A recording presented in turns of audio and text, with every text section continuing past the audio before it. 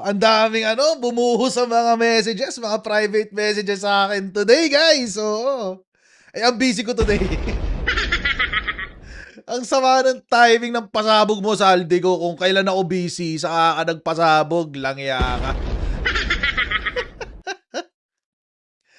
Ay, nako. Di ko na sinusuot uniform ko kasi kupas na siya. Kupas na eh. Pangit na yung kulay niya, so di ko na siya ginagamit. Oo, kupas na.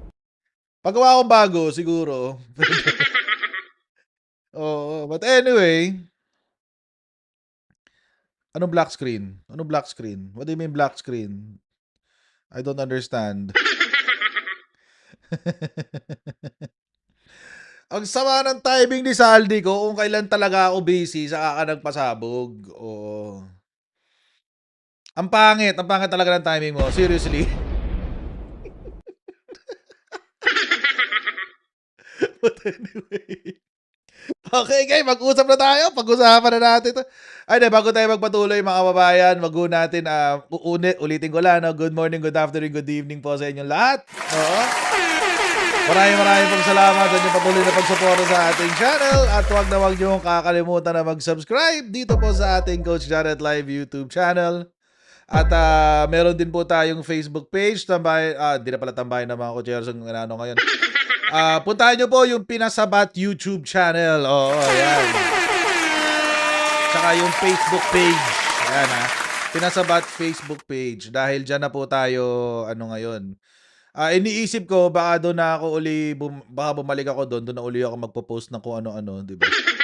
So, pero pinag-iisipan ko pa kasi, pinag-iisipan ko pa. Bahala na. Oo, kasi ewan ko lang, parang, di ba? Anyway, okay, shoutout muna tayo. Mag-shoutout muna tayo bago tayo magpatuloy sa ating topic. Oo, shoutout muna tayo, guys, para masaya. Oo. Kasi alam niyo mga kababayan, sige mamaya na shoutout muna tayo, guys. Ang gulo ko today, oo. Kasi nakakatawa kasi, oo. Anyway, shoutout po kay Omnyo G, kay Mommy Terry, Ate Trexie, hello, oo. Emma Valencia, Maui Jaramillo, Soft Bites Channel, Ate Elisa C, Darwin Vuelta, Dimple Smirnoff, Uncle Hongji, ayan. Twisha Sacred Field, Pinky MA, Pasky, Ate Nilda Arceo, Christina Meneses, Lynn ng Taiwan, Albert Limacosa, Marilyn Monsarvas, Jomel Camzon, Jomel!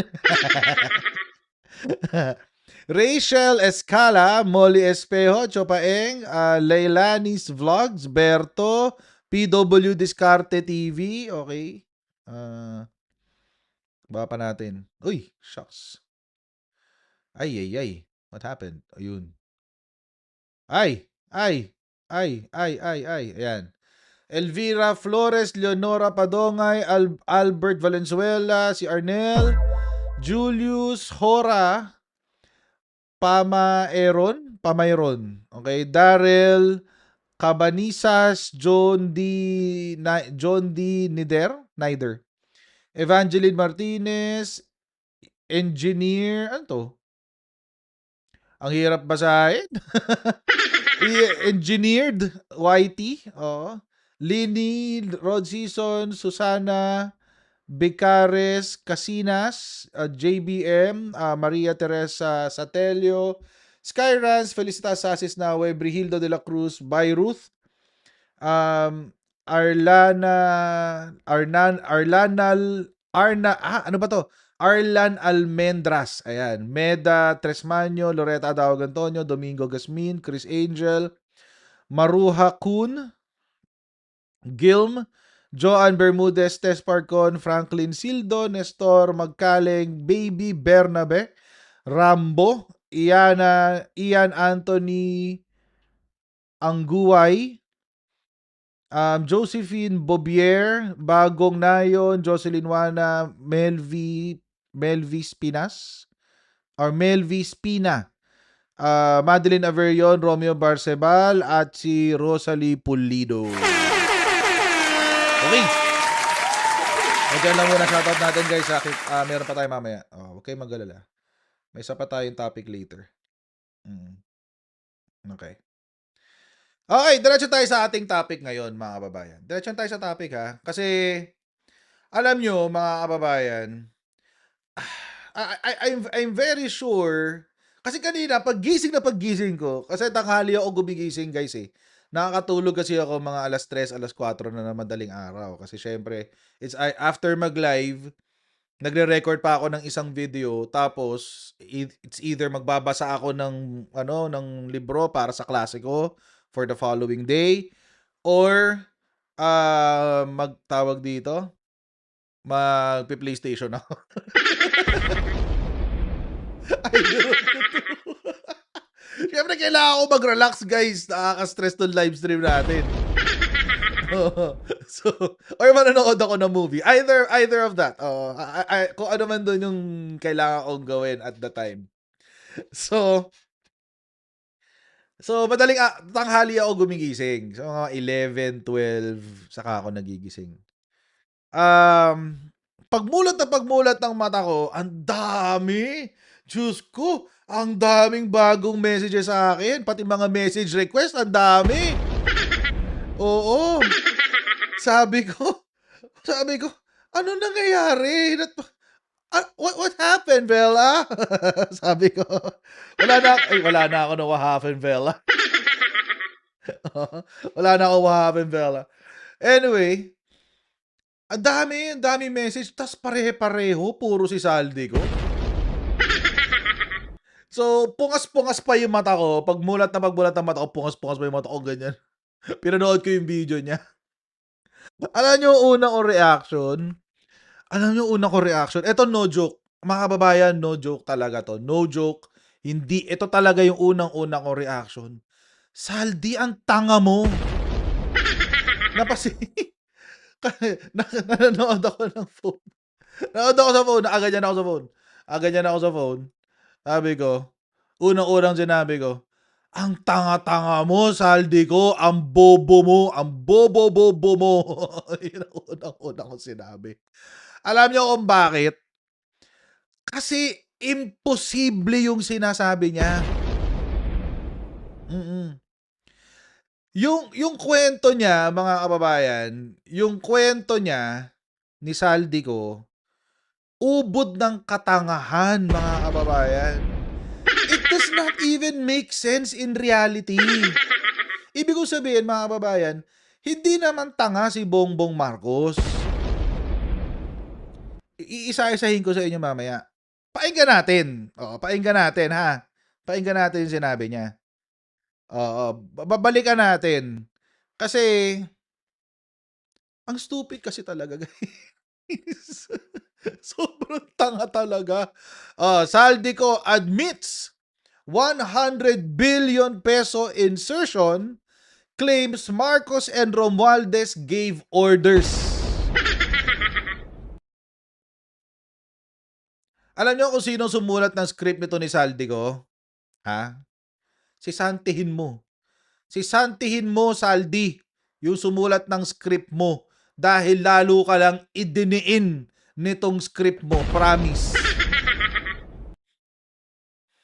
Hindi to AI by the way Shirley Samonte. Huwag kayo maniniwala pag sinabing AI to, hindi to AI. Para sa bawat Pilipino, alam ko na buo ang galit ninyo sa akin ngayon. Nauunawaan ko rin kung bakit. Lalo na at malaki ang halagang nakataya. Pero bago kayo humusga, hayaan ninyong ipaliwanag ko ang buong katotohanan. Matagal akong hindi nagsalita dahil may direktang utos sa akin. Huwag nang bumalik ng Pilipinas at manahimik na lamang.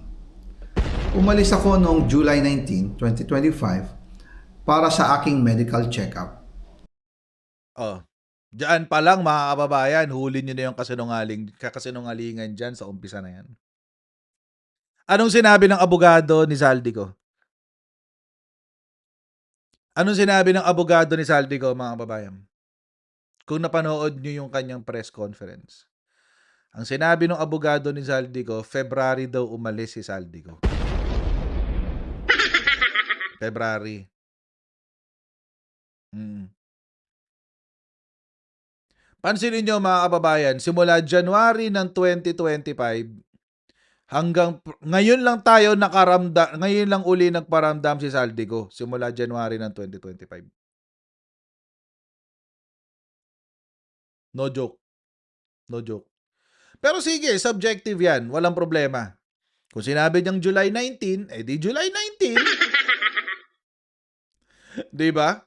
Kung sinabi, kwento niya 'yan eh, di siya bida, 'di ba? Ganoon lang kasimple 'yun. O, tuloy natin. Hmm. Ayoko manood ng iba. Wait lang. Oh, ayoko manood ng iba. Nakaplanong bumalik pagkatapos ng SONA ni Pangulo. Pero habang papauwi na ako, tinawagan ako ni dating Speaker Martin Romualdez at sinabihan, "Stay out of the country. You will be well taken care of as instructed by the President." Noon naniniwala pa ako sa kanila, kaya't hindi ako bumalik. Tumikom ang aking bibig, sumunod ako, pero ang hindi ko alam, ang ibig pala nilang sabihin sa aalagaan ka namin ay gagamitin ako bilang panakipbutas sa kanilang kampanya laban sa korupsyon. Ginawa nila akong poster boy ng kanilang sariling kasinungalingan. Ngayon, hindi na ako mananahimik, ilalabas ko ang lahat ng katotohanan. May resibo, may ebidensya, at may pangalan. Nagsimula ito nung tumawag si Sekmina Pangandaman sa akin nung nagumpisa ang BICAM process last year, 2024. Ang sabi niya, katatapos lang ng meeting nila ni Pangulo at may instructions na mag-insert or magpasok ng 100 billion worth of projects sa BICAM. At sinabi pa ni Sekmina, you can confirm with Yusek Adrian Bersamin dahil magkasama sila sa meeting ni Pangulong BBM noong araw na yon. Tinawagan ko po agad si Yusek Adrian Okay, wait. Bersamin Tuloy natin. at tinanong ko kung may instruction nga ba ang Pangulo na magpasok ng 100 billion during their meeting. Ang sabi niya ay totoo nga po. Okay. Pag-usapan natin yan mga kababayan. Ang sabi ni Saldico, tinawagan daw siya ni Sekmina. Tama ba? Tinawagan siya ni Sekmina para sabihan, si Saldico ha, para sabihan siya na mag-insert ng pera sa budget, sa BICAM.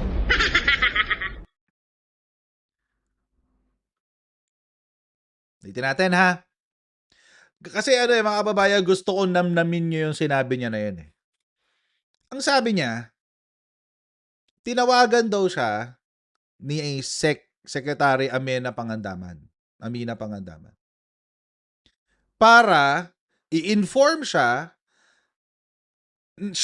si Saldico, para mag-insert ng 100 billion pesos. Okay. Kung hindi ka ba naman isang tangat kalahati, Saldico, bakit ka pa kailangan sabihan? Kung totoo yan ha, kung totoo yung 100 billion na yan. Bakit? Kasi mga kababayan, kanino ba nanggagaling ang President's budget? Yung National Expenditure Plan. Saan ba nag-uumpisa ang pagbabudget ng bansa? Di ba sa executive?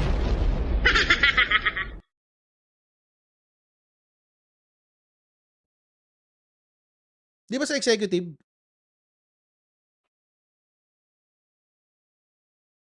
So, kung talaga, ito kung totoo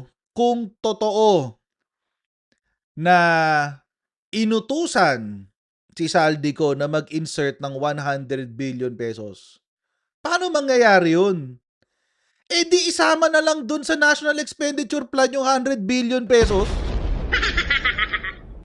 Hindi na kailangan pang pag-usapan sa BICAM.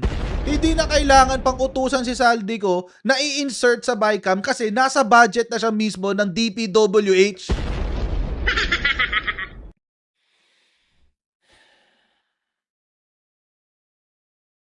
See how stupid this is? Tingnan yung gano'ng katanga tong statement na to. Hindi kailangan si Saldico kung magnanakaw ang presidente, hindi kailangan si Saldico.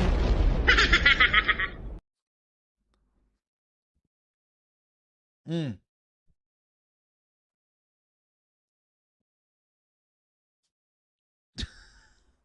Ang stupid eh. Saan? O ulit, sa mga hindi nakakaintindi ng paggawa ng budget, ganito ho yan.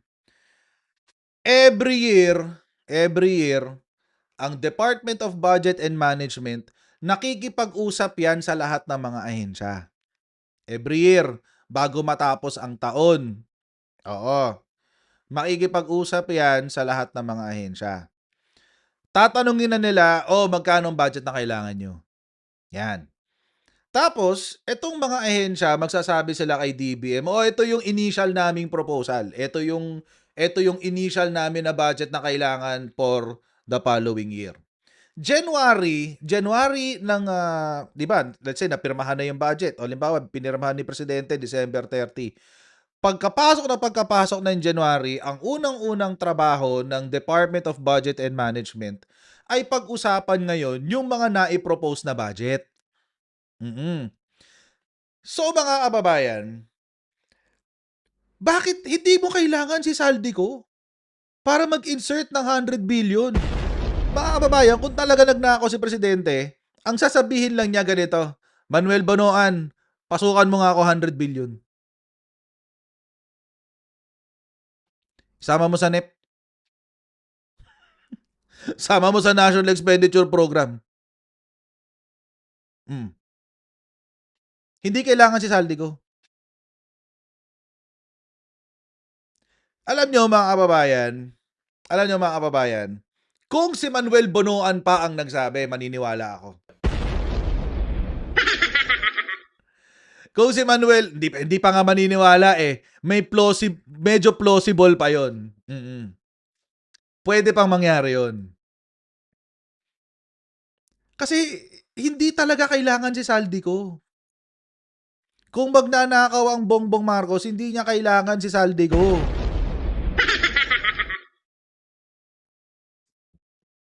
Sabihin lang naman niya eh. Manuel Bonoan, lagyan mo ako ng 100 billion sa DPWH budget. Ganun lang kasimple. Ganun lang kasimple.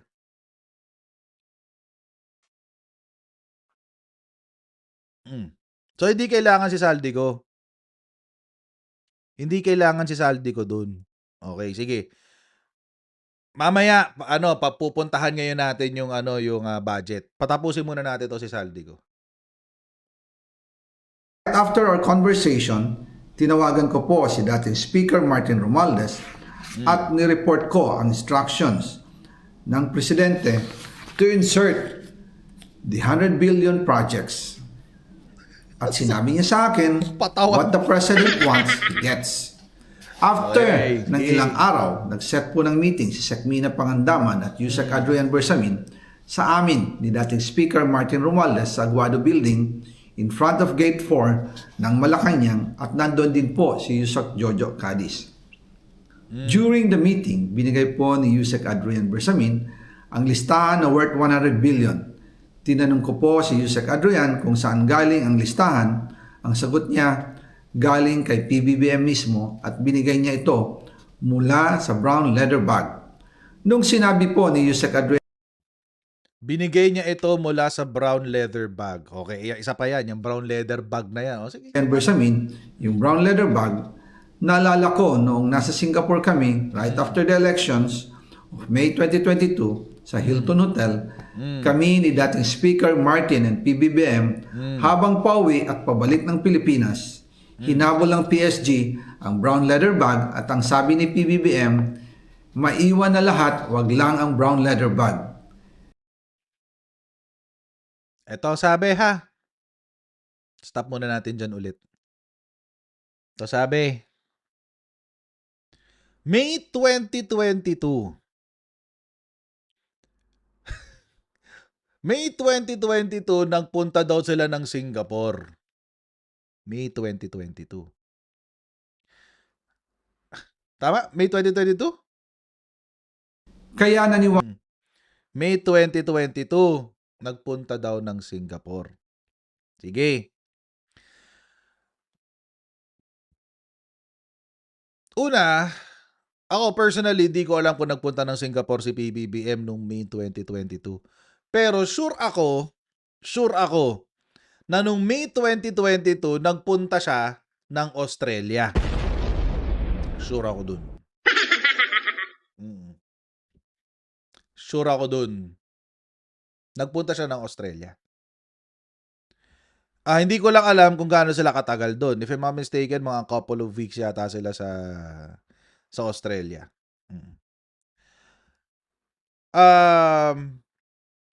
But eto mga kababayan, May 2022 daw. Hinabol daw si PBBM ng PSG para iabot ang isang brown leather bag. Ayan na naman tayo. The script is very DDS. Mga kababayan, PSG? Talaga? PSG. Presidential Security Group. Presidential Security Group. May 2022. Mga kababayan kaya ako pa ulit-ulit, gusto ko kayo ang makarealize. Mayo ng 2022, may hinabol daw ng Presidential Security Group, Presidential Security Group, si PBBM para iabot ang isang brown leather bag. PSG.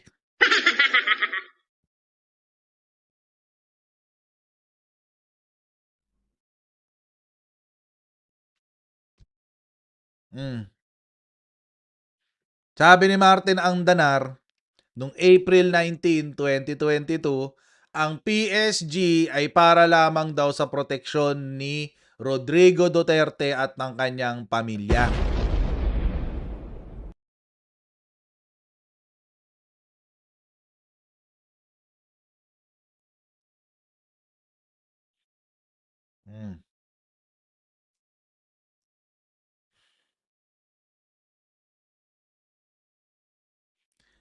Kasi, kaya nagsalita ng ganito si Martin Andanar dahil si Mike Defensor nagsabi na kung pwede, bigyan na ng PSG si PBBM. Defensor urged the palace to send at least a small PSG team to Marcos, noting that the latter is the only major presidential candidate with no personal protection from the government.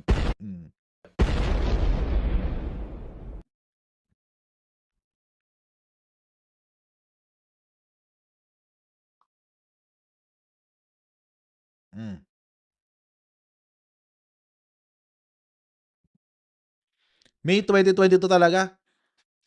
Kakapanalo lang ni PBBM noon. Kailan ba yung eleksyon? May 5, di ba?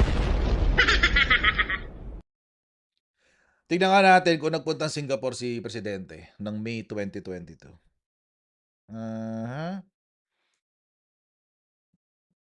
Okay. May 2022. Tignan natin.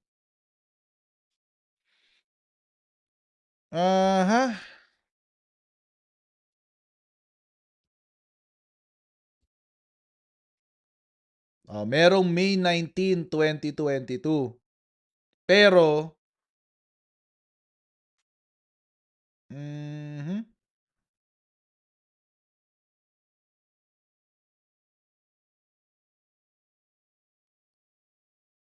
pero hindi nagpunta si PBBM sa Singapore.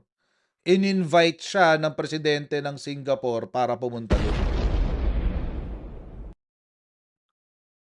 Tingnan natin yung iba. Baka meron, di lang natin alam. Singapore leader congratulates the Philippine President. May 18, 2022.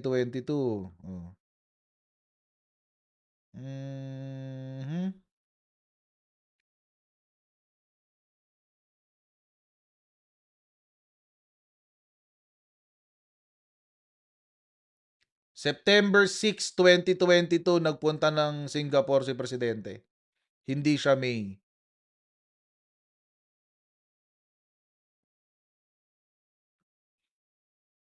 At least yun ang ano, yun yung naka-document dito sa ano, sa Google. At least yun ang sinasabi ng Google. September siya nagpunta. September 7. Yun lang. Wala siyang biyahe ng Singapore ng May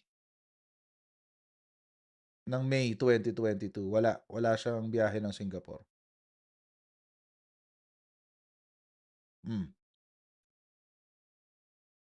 Sige. Paano?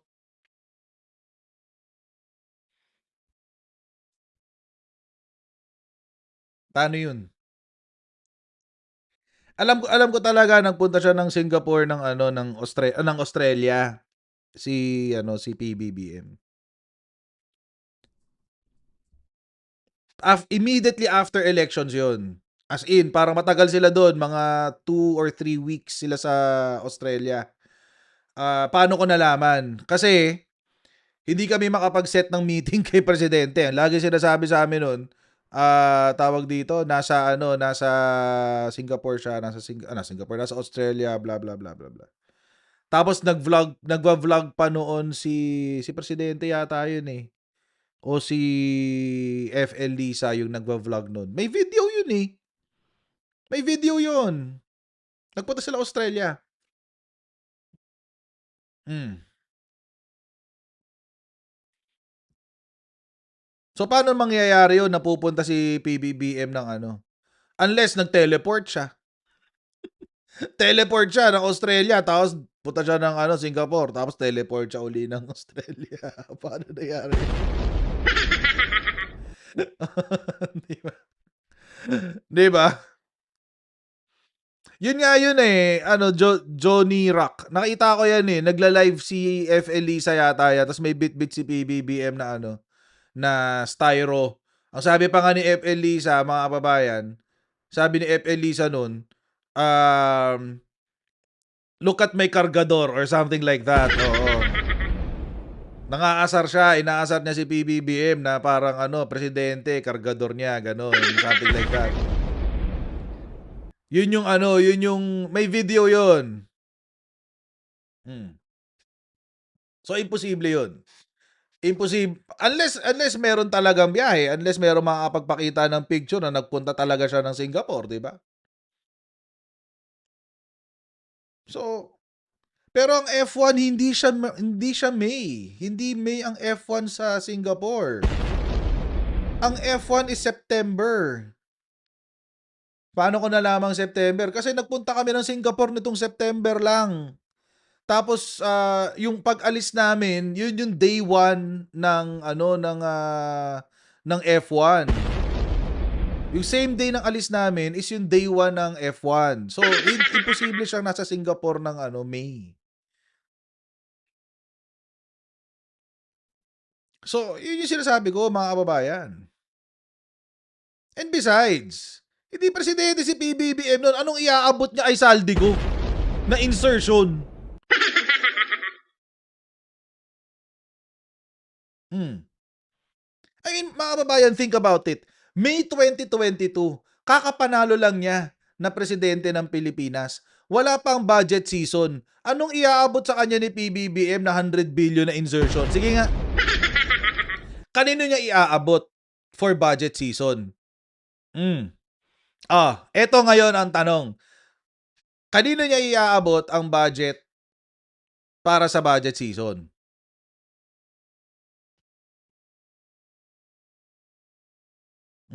Baka si Digong yung inabutan niya, hindi si PBBM.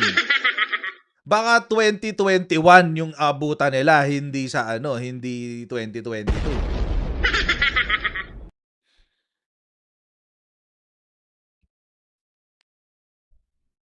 Baka 2021 yung abutan nila.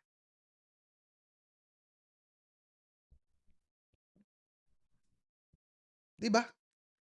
Kaya nga it doesn't make sense. The story itself does not make sense. Okay, puntahan ulit natin yung yung sinabi ni Saldi ko. Konti na lang naman patapusin natin. Maiwan na lahat, wag lang ang brown leather bag. Kaya naniwala ako na utos talaga ito ng Pangulo. Pagkatapos ng ilang araw, Paano magiging utos ng Pangulo yung May 2022? Guys, mag-isip tayo. Mag-isip kayo. Lalo kayong mga tatanga-tangang DDS ngayon dito sa chatroom ko. Paano magiging instruction ng President yung May 2022? Hindi pa nga presidente si Bongbong Marcos noon.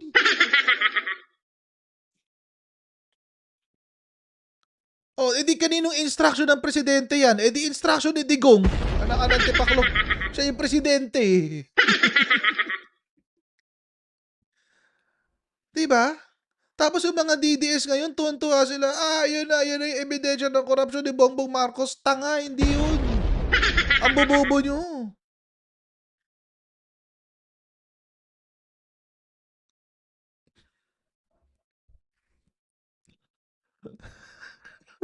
Nakakatawa talaga eh. It's so funny. It's so funny. Langya to mga DDS kayo.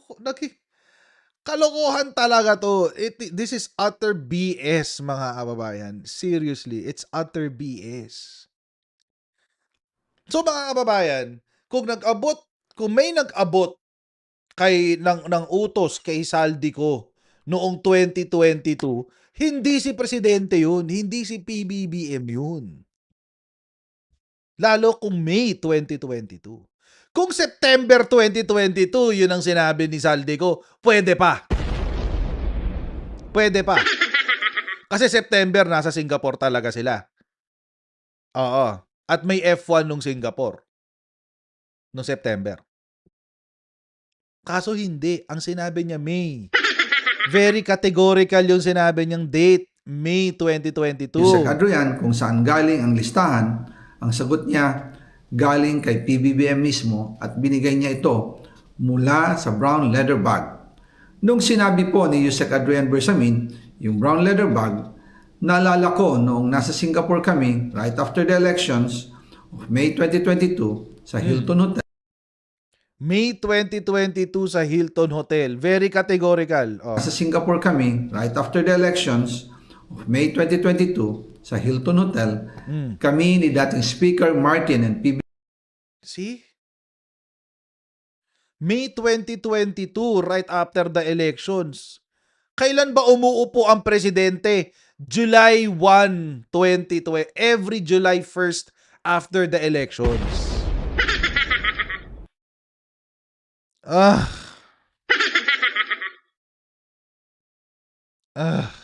Kadiri.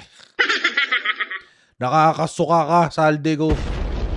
Magsisinungaling ka na lang, hindi mo pag ginalingan.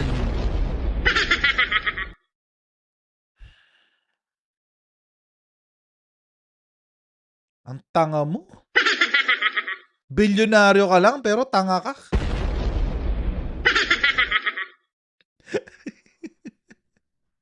Diba?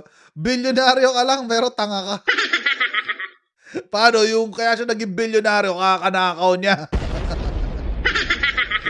Kickback. Panahon pa lang kasi ni Digong, mga kababayan, kumikickback na siya. Huwag niyong kalimutan, siya rin yung sa DepEd laptop nung panahon ng pandemic.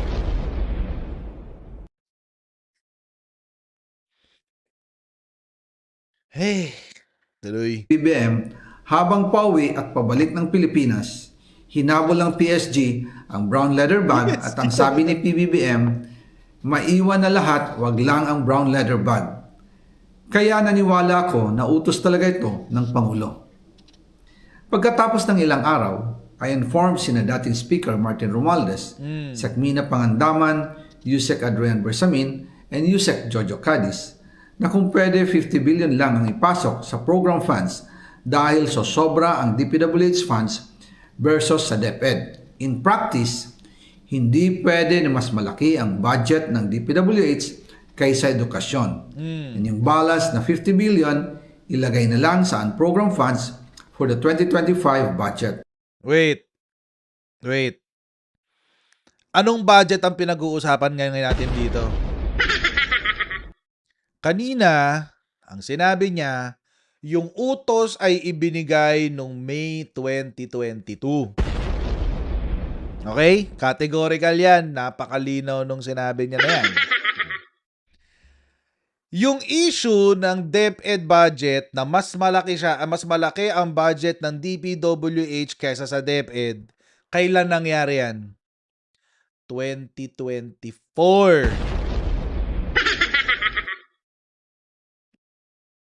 Ulitin natin ha. Ang bobo mo talaga, Saldi ko eh. Napakatanga mo eh. Ang sinabi niya, yung utos na 100 billion pesos ay nangyari noong May 2022. Okay. May 2022, number 1, hindi pa siya presidente. Si PBBM. Pero sige, fine. Walang problema. Okay. Ang sabi niya, tinawagan daw niya si Martin Romualdez tsaka si Amena Pangandaman. Ang sabi niya, ng 2022 ha, ibig sabihin para sa 2023 budget. Tinawagan daw niya nung May 2022, ang sabi, yung hindi raw niya magagawa yung utos, dahil lalampas daw ang budget ng DPWH mas malaki sa education. Wait. Yung issue na yan, mga kababayan, kung maaalala nyo, ang nag-raise niyan ay si Senator Ping Lacson. Kung maaalala nyo. Si Senator Ping Lacson ang nag-raise niyan. Kailan niya yan ini-raise? Ni-raise niya yan nung budget hearing ng 2024 para sa 2025 national budget.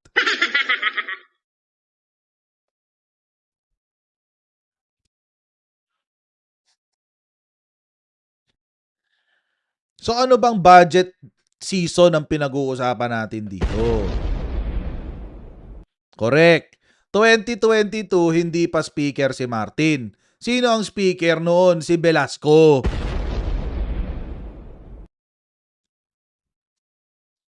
SpongeBob, thank you sa yung super. Wow naman! Wow!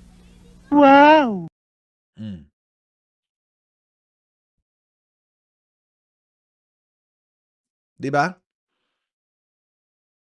Si Velasco, mga kababayan, siya yung pinag-awayan ni Rodrigo Duterte at saka ni Sara Duterte kasi naghati silang dalawa. Si Sara Duterte gusto niya si Velasco ipasok na House Speaker. Si Rodrigo Duterte gusto niya si Alan Peter Cayetano. Kaya nag-away yung dalawa. Kaya nagkaroon din ng term sharing para mapagbigyan ni Rodrigo Duterte yung kanyang anak na si Sara Duterte. Ngayon, sino ang appropriations chair noong 2022? Ang appropriations chair, mga kababayan, for the 18th Congress yata yun, if I'm not mistaken. For the 18th Congress ay si none other than Eric Yap. So, kung kakatapos lang ng eleksyon nito, hindi pa speaker si Martin Romualdez. Hindi pa rin siya appropriations chair.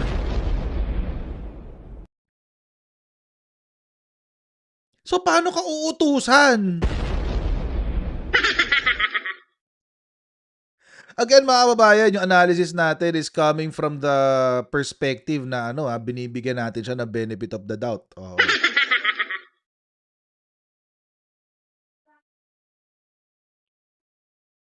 Diba? Kaya nga, mga kababayan, it doesn't make sense itong part 1 ng kanyang script. Siguro, sa part 2, maitatama na niya yung kwento kasi narinig na niya sa atin. Oo. baka sa part 2, maitatama na niya. Oo. Pero itong part 1, hindi, palyado mga kababayan.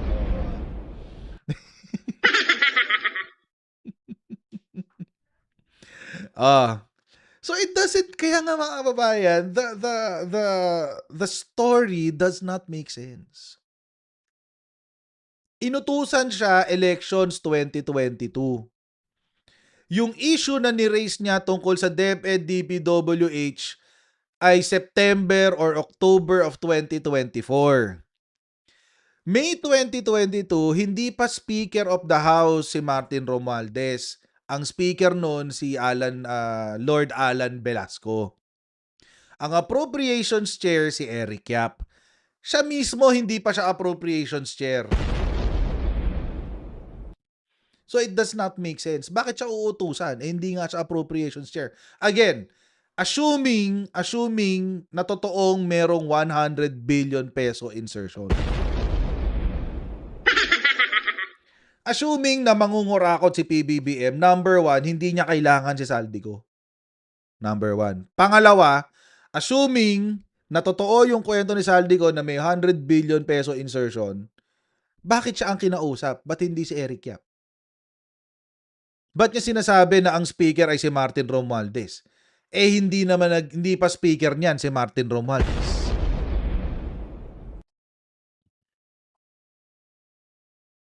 May 2022, wala pang na-appoint na cabinet member si PBBM. Leilani Damig, tanong kasi niya, si Pangandaman na ba noon ang DBM? No, hindi pa. Hindi pa si Pangandaman. Iba pa. Tao pa ni Digong yung nasa DBM.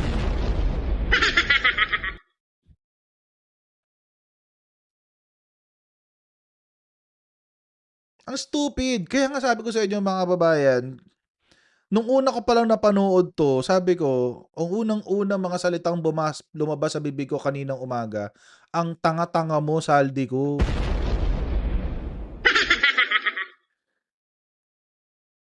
Hindi kaya May 2025 ang sasabihin niya, nagkamali lang siya.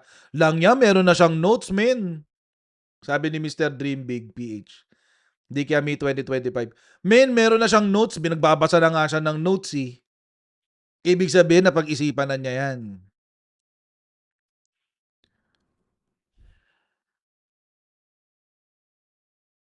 Sabi ni Huyo kasi, I think Zaldico was referring to the 2025 budget. O sige, kung yung 2025 budget, ibig sabihin, dapat, ang sabihin niya, May 2024.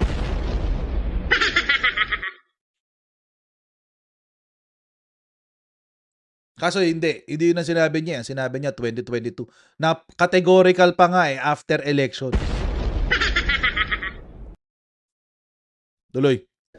Dahil Office of the President din ang nagre-release ng lahat ng unprogrammed funds.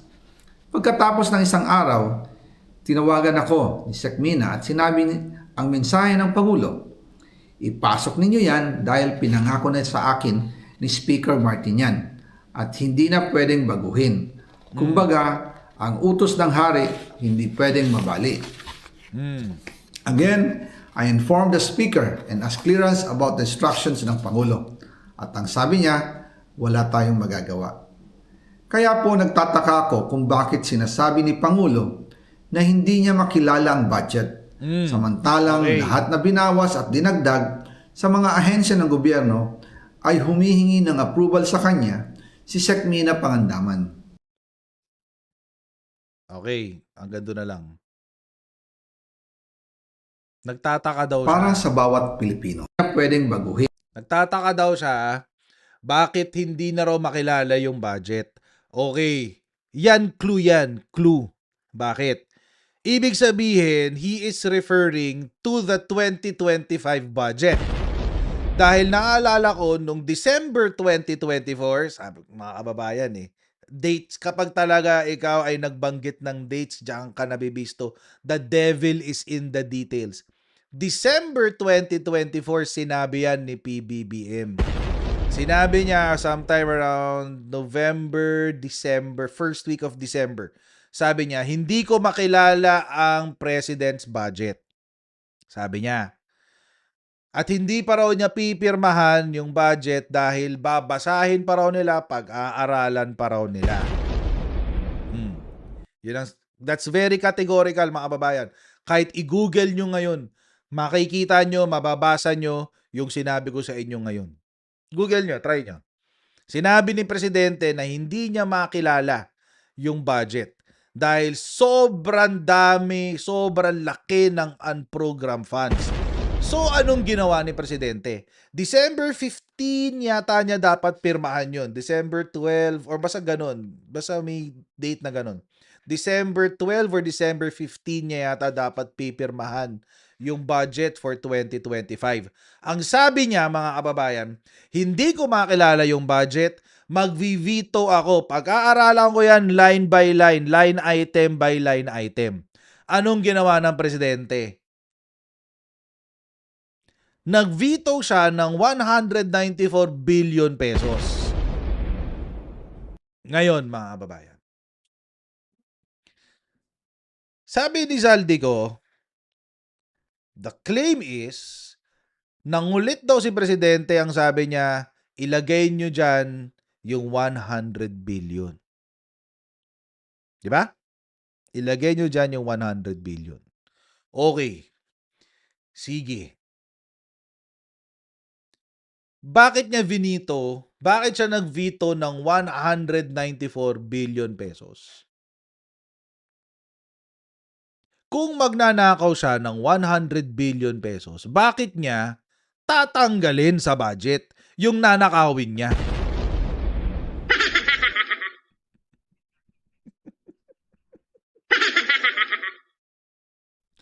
Uulitin ko yung mga DDS na nanonood sa atin, alam ko, sanay kayo sa nakawan, kaya manhid na kayo, hindi nyo na naiisip to. Sanay kasi kayong ninanakawan eh. Ang sabi ni Zaldico, inutusan daw siya na mag-insert ng 100 billion pesos. Okay. 100 billion pesos. Ipasok mo sa Aldico ang 100 billion pesos. Ipasok mo yan, tapos i-veto ko, ha?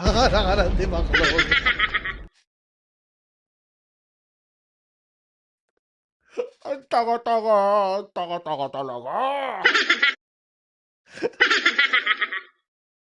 Ang taka talaga. Ang taka-taka, nakakainis. Diyos ko. Oh my God.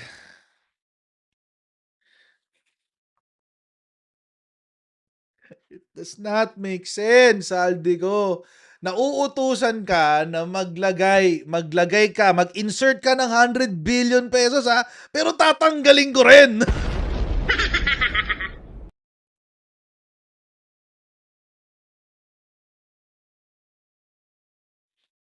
Lintik na yan. Diyos ko.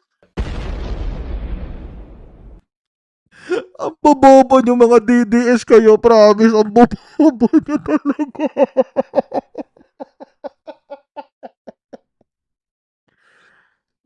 Bilib kayo dun. Kaya nga yun yung unang-una kong pinost eh.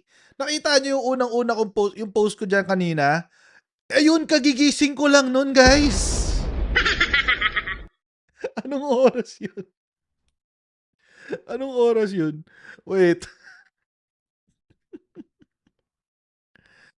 Ay, naka.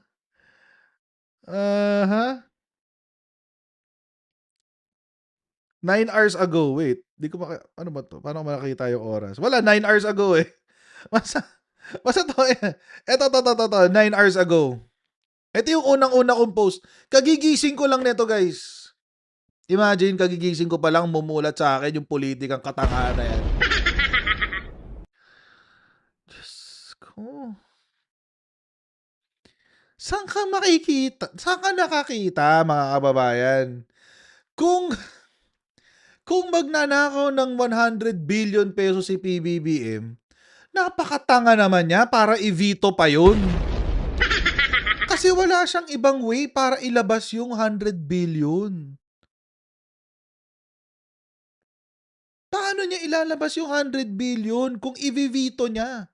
Ibig sabihin, tatanggalin yun dun sa budget.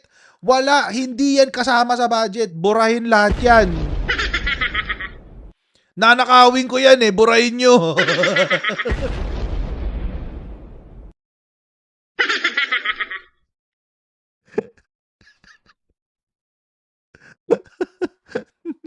My goodness.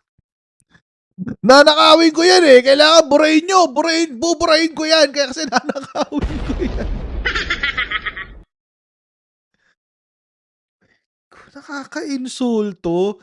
Alam nyo mga kababayan, nakaka-insulto tong propaganda ni Saldico. Nakaka-insulto ng utak ng mga Pilipino, promise.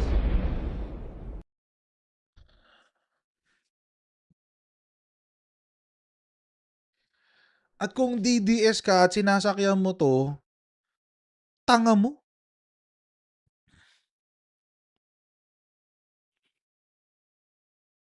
Ang stupid, men. Ang stupid. I'm sorry, paulit-ulit ako sa salitang stupid. Pero, naman,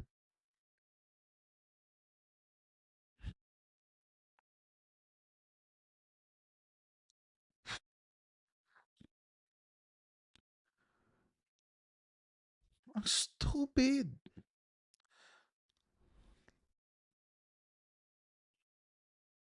Ang tanga ng diskarte mo para magnakaw, no? Magpa-plunder ako ng 100 billion pesos pero dapat ibito ko siya sa GAA.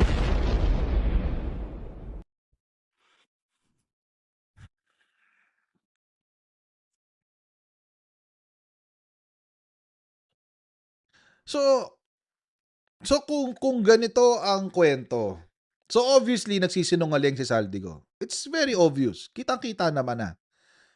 Bistong-bisto na. Una, bistado siya sa date nung kanyang paikipag-usap sa Singapore kay PBBM. Pangalawa, bistado siya doon sa date ng budget kung saan sinabi nila nagka-issue sa DPWH at saka sa DepEd.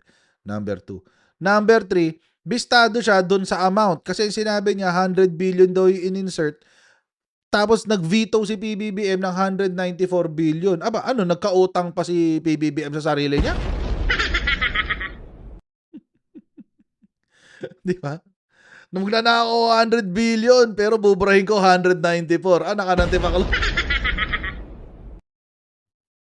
Ang stupid eh. Tapos ang nakakatawa pa mga kababayan. Ito daw yung ebidensya. Sabi ni Saldico, nag-post siya. Tuwan-tuwa siya. Proud na proud siya. Oh. Sabi, listahan ng umano'y mga proyekto na iniutos umano ni PBBM kay ako Bicol Party List Saldico na i-insert sa 2025 budget. Ito ay nagkakahalaga ng kabuuang 100 billion pesos. Okay. Maniniwala na sana ako kaso mga kababayan, tignan nyo ha. Kalsada, Lukban Diversion Road, Bantayan San Pedro Cubay Road, etc. etc. E. Rodriguez Sr. Preventative Maintenance, E. Rodriguez Sr. Quezon City. Tapos, alam nyo mga kababayan, nakakatawa.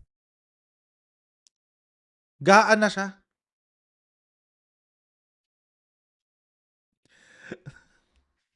Guys, ulitin ko ha. Ulitin ko. Gaan na siya. Ibig sabihin, nakapirma na si PBBM, batas na to.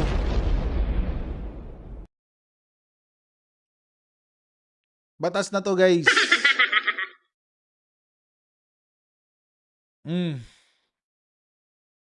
Nakaano na nga yo. Naka-contractor na. Ayan yo, naka-contractor na lahat to. Oh.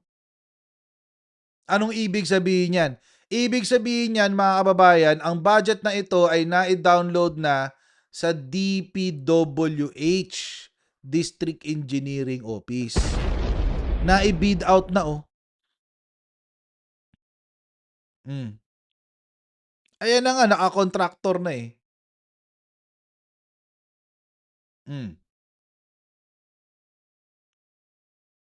So, mga kababayan, Tas meron pa dito nakakatawa yung pinaka ano, merong isang project dito, dito sa mga ilalim na yan. Ito yung mga walang ano. For checking if bidden or not. Bidden. For checking if bidden or not. Oh, ayan daw. Airstrip. Baliwag Road, Kalumpinay Coastal Road sa Camarines Sur, etc. etc. Hindi kaya mga regular projects lang to ng DPWH?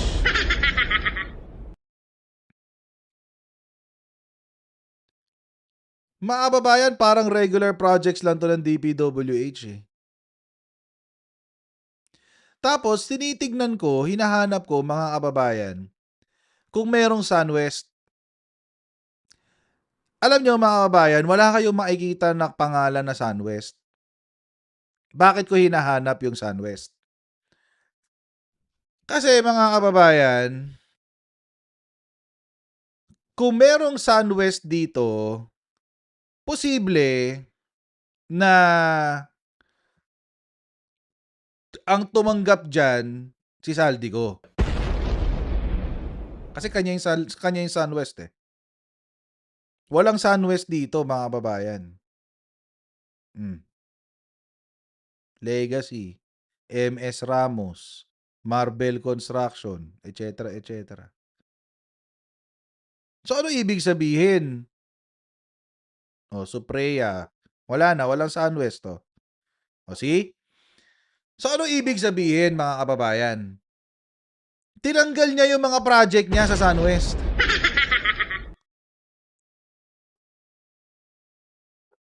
Ibig sabihin, hindi niya ipinakita yung naka-allocate sa negosyo niya.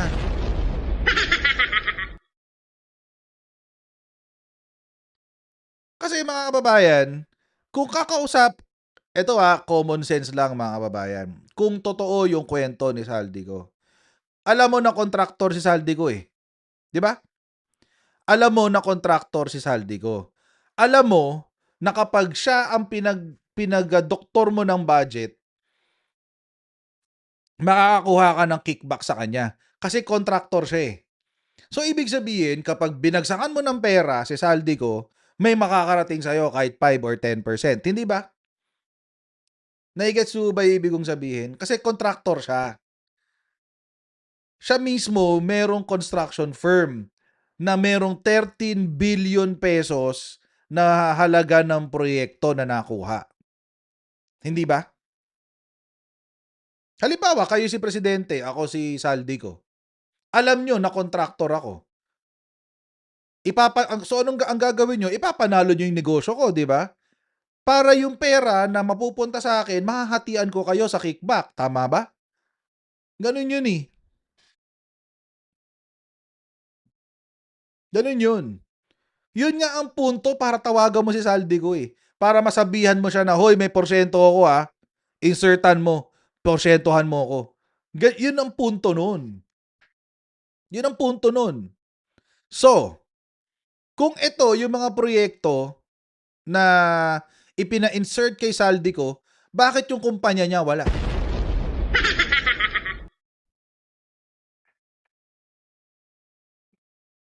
Bakit yung kumpanya niya wala?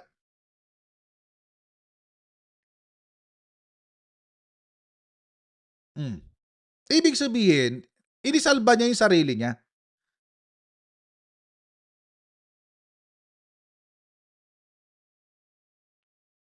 Kaya mga kababayan, napakalabo nung kwento niya.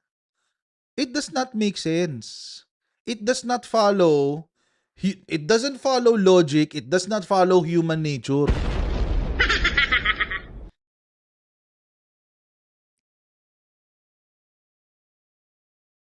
Sinisi niya, nakakatawa pa nga eh. Sabi niya, inutusan siya na mag-insert ng 100 billion. So, are you admitting, tinatanggap mo ba na ikaw ay kasama sa conspiracy ng insertion dito?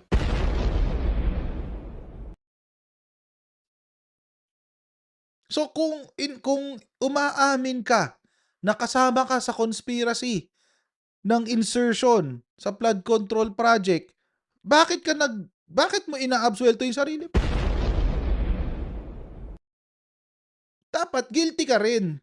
Sabihin mo sa amin, kasama ako diyan sa sistema na 'yan, nandito ako para pagsisihan yung ginawa ko at sabihin sa inyo na ako ay nakinabang din diyan sa kickback. Hindi lang ako yung nakinabang, pati si Martin Romualdez, pati si Bongbong Marcos.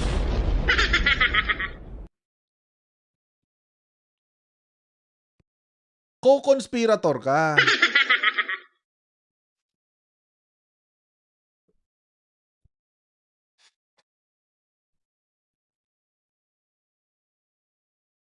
Hmm. Co-conspirator ka. Kaso ang ginagawa niya, ang sinabi lang niya, nag-insert siya ng 100 billion pesos na budget tas inutusan daw siya. Hindi niya sinabi na kumikbak siya. 'Di ba? Pero mga kababayan, lampas isang oras na naman ako dito sa topic na 'to. Sino ang nagkaroon ng insertion? Alam niyo mga kababayan, totoo naman talaga na merong in-insert si Saldico. Totoo naman talaga. Pero silang dalawa 'yon ni Cheese Escudero.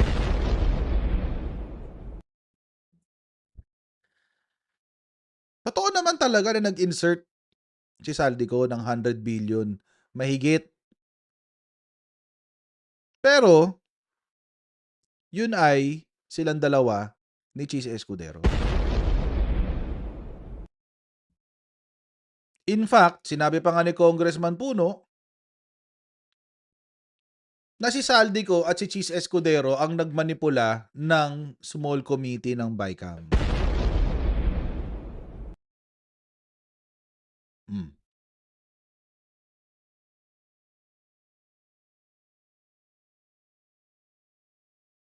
'Di ba?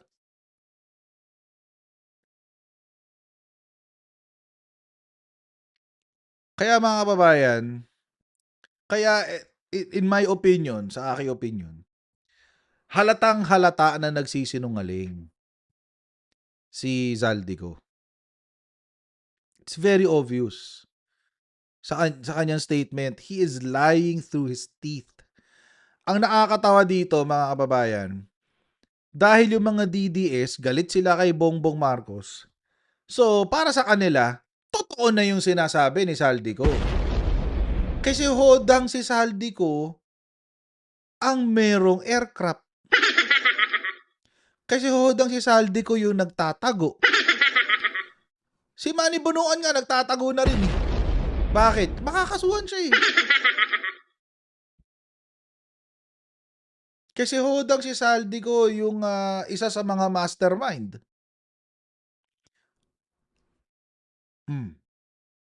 Absuelto na sa mga isip ng DDS. Bakit? Kasi sinabi, 100 billion daw, Marcos eh. See? Ang stupid, di ba? Ang stupid. At kung tatawagin nilang hero itong si Saldico, hero daw ng mga DDS itong si Saldico, you're stupider than I think. You're much more stupid than I thought you were.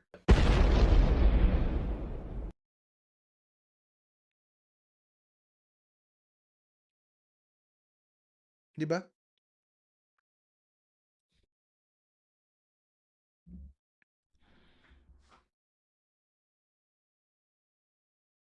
Stupids talaga eh.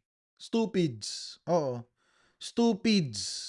Kapag in-spell mo ang stupids, mga kababayan, hindi mo pwedeng tanggalin ang DDS.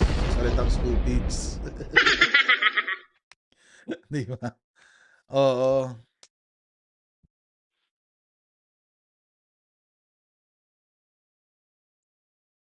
Mga kababayan, yung mga argumentong sinabi ko sa inyo ngayon, all of that is assuming na totoo yung 100 billion. Pero alam naman natin na kasinungalingan yung 100 billion. Kaya nga sinabi ko kanina eh, sabi ko, kung mag-i-insert talaga si PBBM ng 100 billion, hindi niya kailangan si Saldico. Kakausapin lang niya si Bonoan. That's all he needs to do.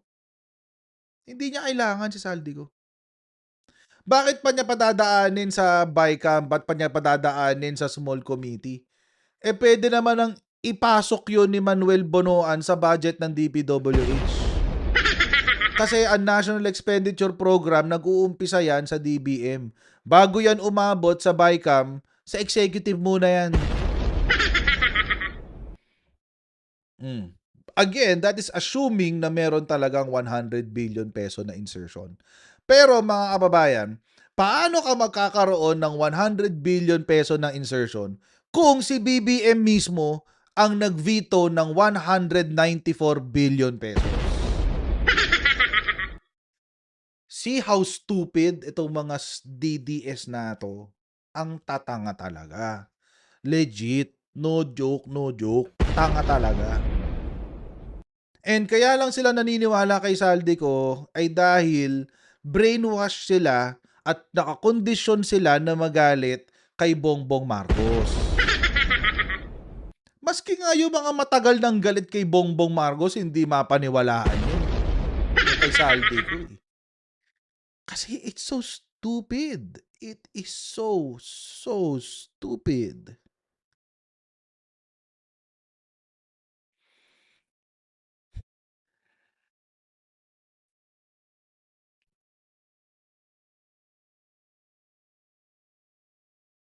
Ang lala. Ang lala, promise. So next time, pag nag-spell kayo ng stupid, lagyan nyo ng DDS. Stupids. Di ba? Stupids talaga, guys. Stupids talaga. Anong kinalat na ni Jessica Soho? Alin? Ano yung kinalat ni Jessica Soho? Lumipad ang aming team. Ganon.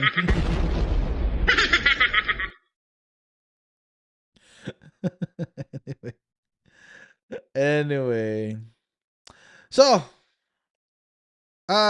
right now, well, dito na muna natin, yung aling balita. Anyway, dito muna natin tapusin tong topic na to kasi meron pa tayong isang topic. Kasi sabi ko naman sa inyo, meron kasing napakatanga. Sabi ko sa inyo, tanga lang ang maniniwala sa ano, di ba? Tanga lang ang maniniwala sa kwento ni Saldico.